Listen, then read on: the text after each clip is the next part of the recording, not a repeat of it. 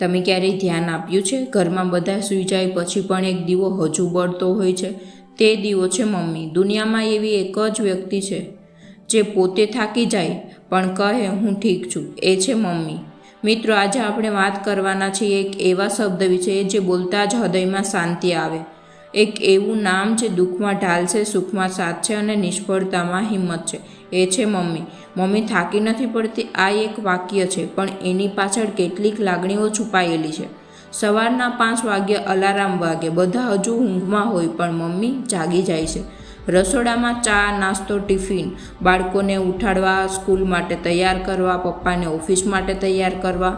બધું પૂરું થાય પછી પોતાનો નાસ્તો પણ ઠંડો થઈ જાય.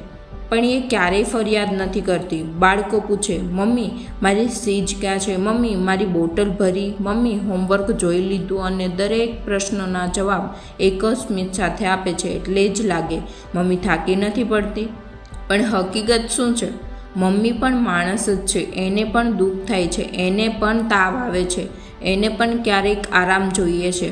પણ એ કેમ બતાવતી નથી? કારણ કે એને ખબર છે જો એ કમજોર પડશે તો આખું ઘર કમજોર થઈ જશે. મિત્રો, જો આપણે સાચે મમ્મીને પ્રેમ કરીએ તો ફક્ત આઈ લવ યુ મમ બોલવાથી કામ નહીં ચાલે. આ 5 કામ જરૂર કરજો. રોજ ઓછામાં ઓછા એકવાર આભાર કહેજો. પોતાનું કામ પોતે કરવાનું શીખો. મમ્મી ગુસ્સે થાય તો સમજો એ થાકેલી છે, ક્યારેય એને આરામ કરવા દો. એની સાથે બેસીને વાત કરો. મમ્મી માટે સૌથી મોટું ગિફ્ટ શું છે? તમારી પ્રગતિ, તમારા સારા વર્તન, તમારી સફળતા.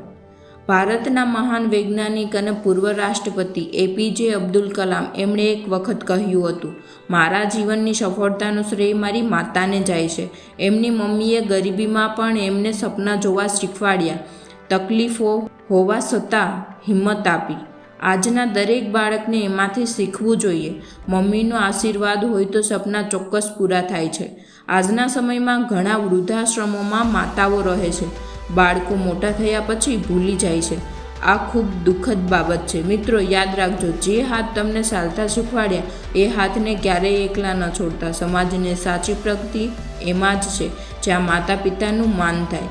એક દિવસ મમ્મી થાકી ગઈ હતી. એણે ધીમેથી કહ્યું, મારે થોડું બેસવું છે. પણ બાળક બોલી પડ્યું, મમ્મી તું હંમેશા કહે છે કે તું થાકી નથી પડતી.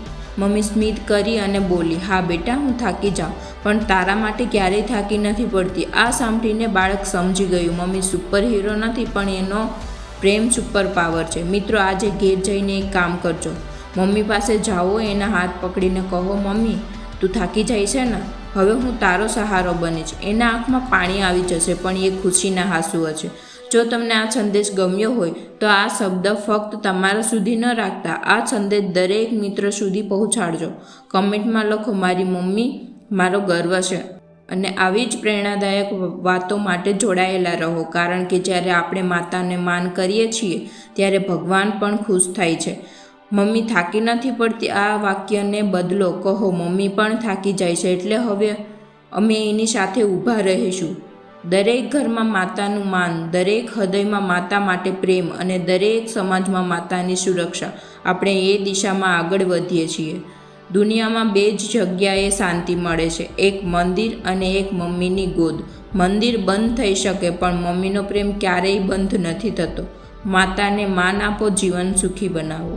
આજે અહીં સુધી. મળીએ આગલા વિડીયોમાં.